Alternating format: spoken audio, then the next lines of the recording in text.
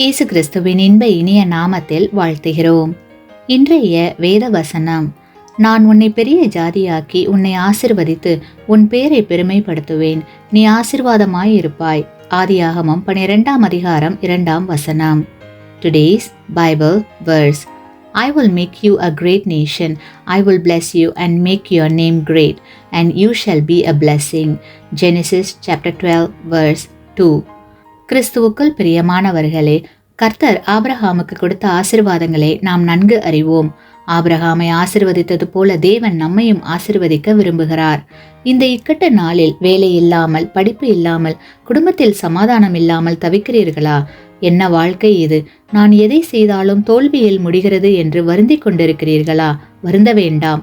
ஏனெனில் கர்த்தர் உங்களுடைய பாடுகள், போராட்டங்கள் அனைத்தையும் ஆசீர்வாதமாய் மாற்ற விரும்புகிறார். கர்த்தர் உங்களை ஆசீர்வதிக்கும் போது நீங்கள் இப்பொழுது இருப்பதை பார்க்கிலும் 1000 மடங்கு உயர்த்தப்படுவீர்கள். உண்மையுள்ள இருதயத்தோடு தேவனை நோக்கி பாருங்கள். அப்போது அவருடைய ஆசீர்வாதங்கள் உங்களை நிரப்பும். ஆமேன். நீங்கள் பெற்ற இந்த ஆசீர்வாதத்தை மற்றவர்களோடு பகிர்ந்து கொள்ளுங்கள்.